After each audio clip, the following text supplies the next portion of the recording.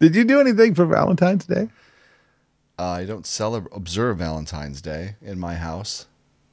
Okay. How did you get away with that one? You're like, you should write a book on that for all the guys out there. well, you see, the very first day that I met and dated my wife Yeah. was on February 13, Oh, 2000. So it's even on a even decade, at the beginning of a decade, making the math even easier to keep track of how many years it's been, when it's been, and it's never very busy the night before Valentine's. Anywhere. She's always giving you a pass because of that. It's not about a pass. It's like we're like the next day we're like, oh, what should we do? Let's get a burrito. I mean, we always eat out, but it's just we just go get something casual at some place that nobody's at. Like this year we went to Applebee's. Nobody was there. Go figure. We said, hey, what are your specials for Valentine's Day? They're like, specials? What specials? We don't have specials. I said, oh, so you didn't expect anybody would want to come here on Valentine's Day? Is that what you were going for? And she's like, I guess we didn't think about it. I'll get you a perfect margarita. Yeah, right? Right? Is this like the Lonely Hearts restaurant? What the heck? Are we the only couple in here? Yeah. Well, speaking of that, I found this like after Valentine's Day. Valentine's Day in our house is kind of like yours as well because the day after Valentine's Day is my daughter's birthday. So yeah, we do the Valentine's thing, we do cards and stuff like that, but we have to, we're doing something bigger the day after because it's Letty's birthday, and this year she turned 12. So what you're saying is you don't like to go out and get drunk anymore. Yeah, like what was I thinking? Oh my gosh. No, I never went out and got drunk, and on Valentine's Day anyway. On Valentine's night, you never went out and got drunk? No. There's nothing makes me very romantic when I've had too many to drink. Well, I guess you haven't had many first dates on Valentine's Day. No, can you imagine that being Valentine's Day being the first date? What kind of pressure you got going there? I can't believe there's a lot of first dates on Valentine's Day. Well, it was almost, and I didn't experience the pressure. Well, good for you. We forgot that it was Valentine's Day because you just got to go out on your anniversary. Right, exactly.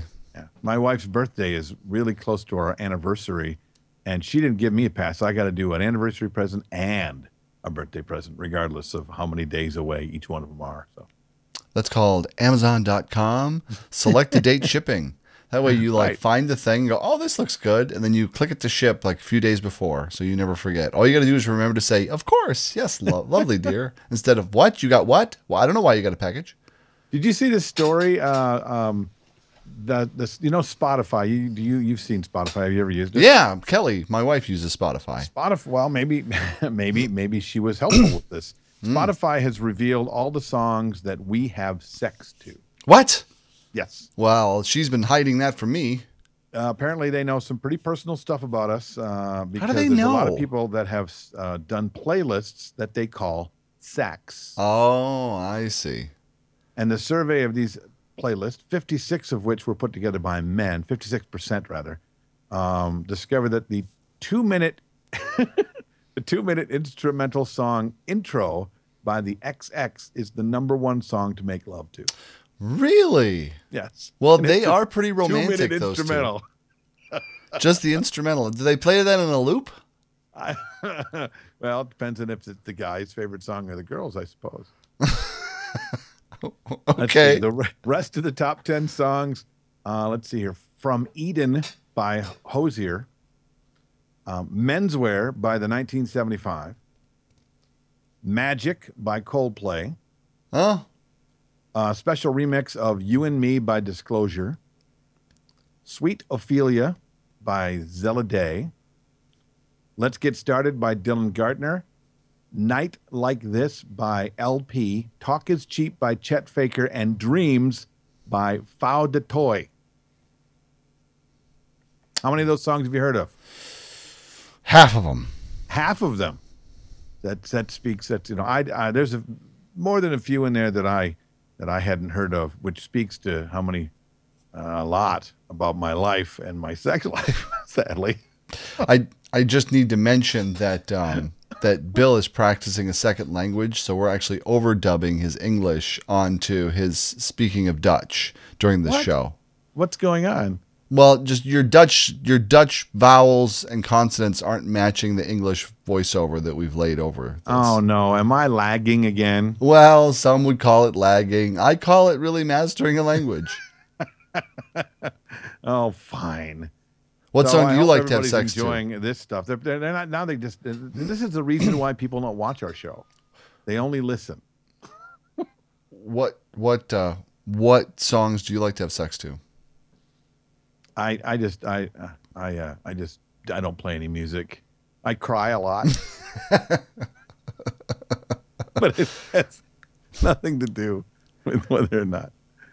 Yeah, I remember there was this time when I was a single man long ago, and in the throes of lovemaking, the radio popped on, and it was Don Henley. This is the last worthless evening. Oh, Mike, really? And it was really loud, and that's where it started. Click, this is the last worthless evening. Then you'll have to spend. And of course, me, being me, I panic, and I'm like, oh my God, I wonder if she heard that. Because I was thinking, if she realizes that this is indeed the last worthless evening, this is not going to go well. And so, like, frantically, I stopped it.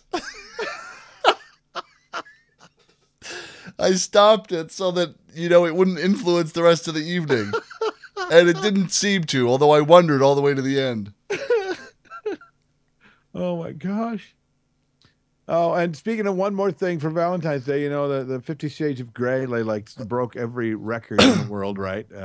Valentine's Day, they put it out, and every record in the world, it gets broken for as much money that they made that year. But according to this, and I think this was it was in Scotland, the male patron during Valentine's Day showing of 50 Shades of Grey was allegedly assaulted. Apparently told a group of rambunctious, inebriated female viewers to calm down in a Scottish theater, and they glassed him. Wow. Glassed, if you don't know what that is, and you've never Sounds seen painful. a movie in Scotland, apparently.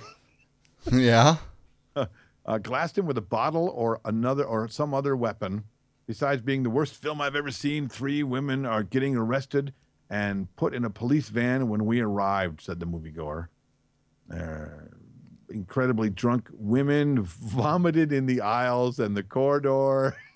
Was he sure he wasn't at a male strip club? Not the movie theater? I mean, it's becoming a really popular name for strip clubs now, 50 Shades of Grey. Mr. Grey will see you now. That's what they say at the door, I've heard. Right. The theater staff said they were tidying up blood, wiping down seats inside the oh my God, because they got in a brawl. They got into a fight. In Glasgow.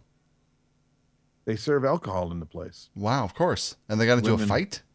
Women were 31, 38, and 51, and they were arrested for disorder and assault charges. Wow. I want him. No, I get him.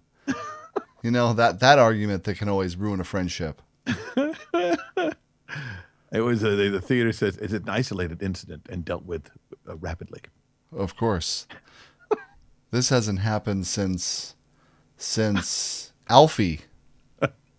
Well, it's one way to go see a movie and then be hauled away in handcuffs because you like the movie. I wonder if their dates were still in the theater. Oh man! Is your wife taking you to that film? Is your wife a fan? You know, I wish I could say yes or no. She bought the book, and then she never read it, or she read it and she never told me about it. Oh, of course she's not going to tell you about it. If I told him that I knew this, there'd be no excuse for that. If she had a little more information than I did. I'm okay with that. $158 million since made internationally. So she's kind of meh, is what you're saying. She can't say that she's meh or not because she never read the book. Oh, so she's excited to see the movie. She's just going to go for the roller coaster version instead of actually reading it. Maybe. I told her I'll take her to the movie she wants, but I don't know. Or maybe she's read it or she just reads it when I'm not around. I think honestly, this movie is the biggest gift to men since miniskirts. Maybe. Most of the reviews, it's making a lot of money, but the critics are ripping it apart, saying it's boring. Well, that's why they did fest. It's not sexy at all. They didn't want to even publish the book. Nobody wanted to publish the book, and then it went viral. So. Well, what do you mean nobody wanted to publish the book? Don't you know the story about this book? This author shopped like this book around. porn. Nobody wanted to publish it. Everybody told her it was terrible. Like, don't quit your day job. And so she just published it online, and then it just went viral, and it went bananas. And then now she's like this, like she's J.K. Rowling, but a terrible writer. It's a beautiful story. Yeah, a whole different wand in this movie. Yeah, right? Exactly. Yeah. No, I thought you knew the 50 Shades of Grey story. No, one woman's fantasy made her $1 million after just being tenacious enough to try to write it all down. Oh, man, I got some dirty stuff in my head I could write down. I wonder. Well, maybe you should consider that. Maybe that'll get you to your fame and fortune quicker. Maybe it will. Yeah, put all that good creativity to use. I guess that wraps up a show. We never even started the show. No, I suppose. I mean, and we're going to see everybody in Vegas here in a little while. In fact, on Tuesday, while we're there, we're going to record. Tuesday. Yeah, Tuesday. We're going to record a show, right? Mm-hmm. Yep, we're going to do a live quiz show version of the Bill and Jason show. Yeah. So after the last presenter on Tuesday, just before the show floor opens up, everybody's got to gather around about a half an hour before the show floor opens, because we're going to record our weekly podcast there and give away a bunch of prizes, and we want everybody to come. So this is in Vegas at the Riviera for the Mobile Beat Show. Yes, so be there or be around. It's going to be really easy questions and lots of prizes and a lot of fun. Way to kick off going into that expo hall and checking out all the cool goodies that are in there. Right. If you win, you might get a date with Jason Jones. Don't scare him away. We were going to take that one out of the prize package. Well, be sure to go to Twitter and tweet about us. And in fact, try to follow us, because we got like 17, 18 followers so far. We could have more. Right. We're never going to get a cult started if we don't do better than this. No kidding. So thanks again, and we'll see you next week. Broadcasting from high atop planet Earth at a rate of 96 kilobytes sampled per second over the interweb in an effort to stop glorifying being busy. This has been an entertainment experience production.